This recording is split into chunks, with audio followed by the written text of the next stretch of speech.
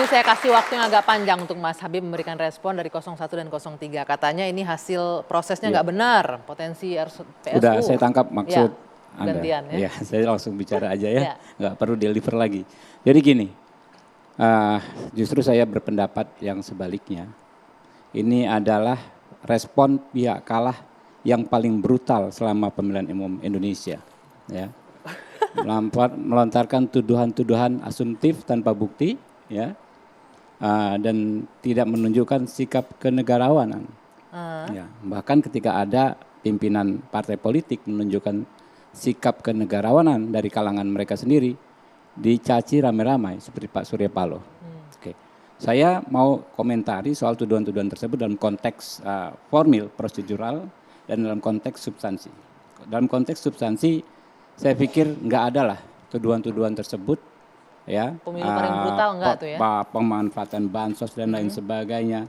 Menurut saya itu omong kosong semua, karena namanya bansos memang hak rakyat yang diberikan jauh sebelum pemilu dan tetap harus diberikan. Ada apapun masanya, di masa pemilu pun tetap harus diberikan. Itu adalah hak rakyat yang disepakati, ya, oleh semua partai politik yang ada di parlemen, di mana partai-partai politik itu adalah sebagian pendukung paslon 1 dan paslon 2. Bahkan, ya, 2023, ya, pihak yang ngotot agar bansos ini tetap ada di tahun pemilu adalah bukan dari paslon 2. Nanti bisa dicek partai politik mana yang ngotot diadakan bansos. Disebut ya. aja, Bang. Jangan, Nanti aja, jangan apa-apa. Parpolnya. Ya, Ada, nanti, ingat Mas Kodari ingat nggak? Ya. Siapa parpol? Enggak. Yang kedua, ya kan ya. Disebut Bang Habib, Nanti kenapa dulu. enggak disebut? Ini dalam konteks substansi. Kemudian soal pencalonan Mas Gibran, ini substansi juga. Saya jawab substansinya dulu. Kita tahu ada putusan nomor 90 Mahkamah Konstitusi. Lalu ada putusan MK-MK, ya kan? Putusan MK-MK sama sekali tidak masuk ke substansi perkara 90. Itu ditegaskan. Hanya menghukum saudara Anwar Usman diberhentikan karena tidak mundur. Oke? Dan dinyatakan putusan 90 itu tetap sah. Lalu respon terhadap putusan MK-MK ini pihak yang tidak puas, ya. Bahwasanya seharusnya putusan yang 90 itu dibatalkan. Pihak yang tidak puas bersepakat mengajukan perkara baru ke Mahkamah Konstitusi. Jadi menguji materi kembali pasal 169 huruf Q yang sudah dirubah oleh putusan nomor 90, ya kan? Jadi pasal 169 huruf Q kan tadinya tidak mungkin Gibran maju. Syarat umur. Dirubah oleh Mahkamah Konstitusi perkara 90. Lalu ada putusan MK nggak merubah pasal 169 itu. Disepakatilah caranya gimana. Waktu itu semua sepakat bicara. Caranya dengan ajukan uji materi baru. Terhadap apa? Terhadap pasal hasil uji materi. Ini kan hal baru juga. Oke, dilakukan. Apa putusannya? Ditolak. Ya.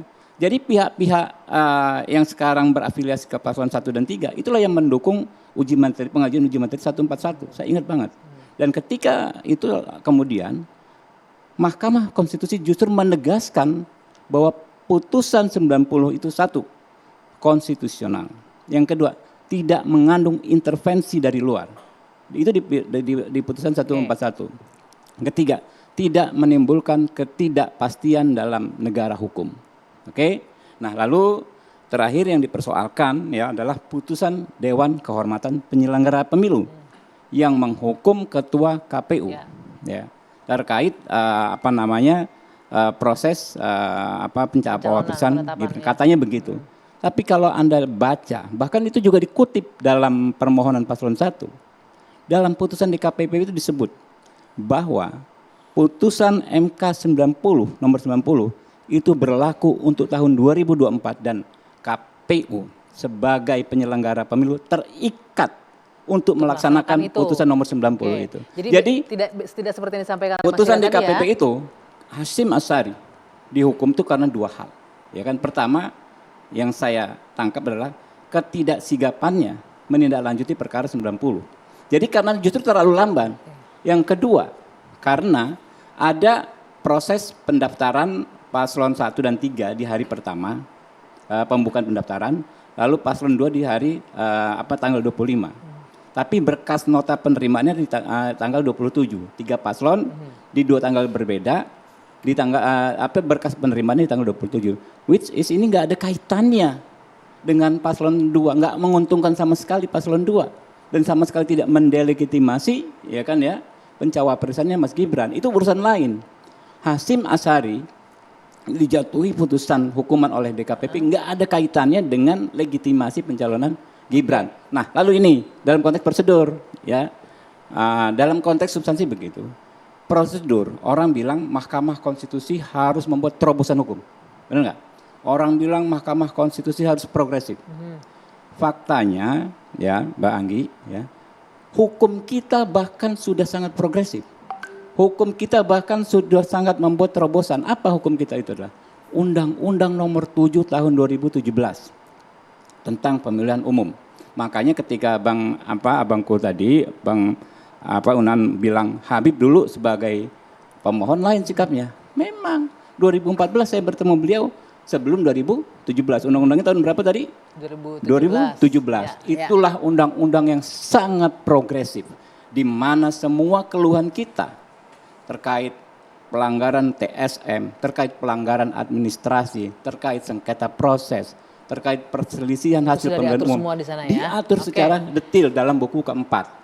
Lalu bagaimana kita melihat undang-undang ini dipraktekkan? Jadi kita itu berhukum, Anggi, lihat undang-undangnya dan lihat prakteknya. Prakteknya adalah PHPU nomor 1 tahun 2019. Dan di sikap Mahkamah Konstitusi pada PHPU nomor 1 tahun 2019 adalah jelas bahwa Mahkamah Konstitusi itu hanya mengadili hasil. Jadi kalau tadi tidak prosesnya. Kalau Mas Gibran dipersoalkan, ya ini saya biar nggak nanggung nih, ya kan, dipersoalkan keabsahannya, bisa ajukan yang namanya sengketa proses berdasarkan pasal 269. Kalau melihat banyak pelanggaran bansos dan lain sebagainya, bisa melaporkan yang namanya pelanggaran administrasi. Tempatnya di mana, Anggi? Tempatnya di Bawaslu, tidak di MK. Bukan Jadi salah di MK, tempat nih judulnya. salah kamar. Oke, Ya. saya minta tanggapan Bang Paru dulu. Ini salah kamar katanya. Ini respon paling brutal dari pihak yang kalah. Makanya saya memang terima kasih. Jadi apa yang disampaikan oleh Mas Habib itu ada kelanjutan dari tahap ketiga yang saya sampaikan tadi. Bagaimana kemudian presiden saat ini menentukan presiden berikutnya. Yaitu dengan adanya putusan 90 Mahkamah Konstitusi. Jadi putusan itu adalah awal dari lanjutan dari bencana yang mengakibatkan pemilu kita itu sebagaimana yang kita lihat hari ini. Sebenarnya bukan masalah orang maju ke MK atau tidak. Bukan masalah kita mengajukan permohonan dan kemudian mendiskualifikasi pasangan 02. Bukan masalah siap kalah atau menang. Karena sesungguhnya 3 pasangan calon ini begitu maju, itu adalah generasi yang memang disiapkan bangsa ini untuk menjadi pemimpin. Dan mereka sudah pasti akan siap untuk menang dan akan siap untuk kalah. Tapi yang jadi masalah adalah bagaimana cara untuk orang menang dan bagaimana cara mengalahkan orang lain. Nah, tadi itu yang jadi masalah. Cara untuk dia menjadi menang adalah dengan melanggar konstitusi, melanggar undang-undang. Sehingga bagaimana mungkin kemudian kita tidak masuk ke Mahkamah Konstitusi. Karena yang dilanggar di sana ada undang-undang tentang bansos.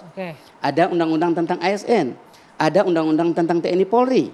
Ada undang-undang tentang bagaimana kemudian penyelenggara pemilu. Agar mereka tidak dalam kooptasi kekuasaan. Bagaimana bansos? Coba bayangin orang menteri yang memang kerjanya untuk menyampaikan bansos kepada rakyat, dia tidak tahu tentang 496 triliun itu dari mana dan untuk siapa. Dia hanya mengatakan saya hanya tahu 70 triliun saja. Berarti ada 476 triliun, 426 triliun yang kemudian di luar tanggung jawabnya. Nah, itu satu. Yang kedua, bansos itu diberikan by name by address. Nama, alamat, masuk kampung, gang-gang, rumah-rumah kumuh, orang miskin. Tapi yang terjadi bagi depan istana. Depan istana yang lewat itu orang pakai mobil, pakai motor. Dan mereka orang yang tidak layak untuk diberikan bansos. Ini untuk apa? Ini drama yang memang mau mengantarkan bahwa ingin menunjukkan inilah bentuk kedermawanan Presiden Republik Indonesia yang sedang mempersiapkan putra mahkota untuk menjadi presiden berikutnya. Sebelum Mas Habib menanggapi, saya ingin kasih kesempatan Bung Kodari untuk melihat ini seperti apa dengan adanya, tetap ini salah kamar katanya nih, satu. Yang kedua, tapi ini adalah pemilihan yang paling brutal. Minta tanggapan dulu terhadap pernyataan itu. Pertama tentu kita kembali kepada permohonan dari calon ya, yang kurang lebih sebetulnya itu sama. Pertama membatalkan ketetapan KPU, dan kalau itu dibatalkan maka kemudian langkah selanjutnya adalah mendiskualifikasi pasangan 02 dan kemudian ada pencoblosan pemilihan ulang yang hanya melibatkan 01, 03. Nah, saya kira dari situ aja kita mulai supaya sistematis. Pertama, apakah mungkin mau dibatalkan? Kalau mau dibatalkan tentu harus ada alasan-alasan kenapa ini dibatalkan. Dan alasan-alasan itu tentu saja pelanggaran-pelanggaran atau yang dalam bahasa populernya disebut sebagai kecurangan. Pada titik ini menurut saya problem-problem itu sudah mulai muncul ya. Kita mulai saja dari apa yang disampaikan oleh Bang Zainuddin Paru ketika beliau mengatakan Menteri Sosial cuman tahu yang 76 triliun, dia nggak tahu lagi sisanya. Sebetulnya itu sangat mengherankan Bang, kalau ada Menteri Sosial yang ikut rapat kabinet setiap minggu selama entah berapa tahun, dia nggak tahu kemana anggaran yang lain. Itu menurut saya mengherankan.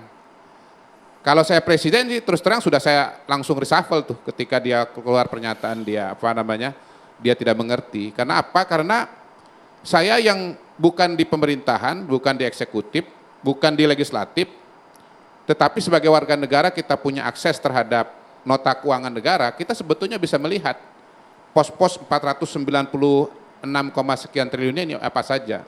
Dan saya bantu jawab kepada Bang Zainuddin Paru bahwa 185 triliun Bang, itu yang mengucurkan adalah Pertamina dalam bentuk apa? Subsidi BBM yang berjalan setiap hari kepada semua warga negara yang berhak untuk memperolehnya.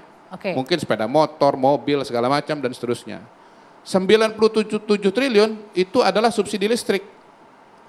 Sekian puluh triliun untuk perlindungan atau asuransi kesehatan oleh BPJS pelaksananya.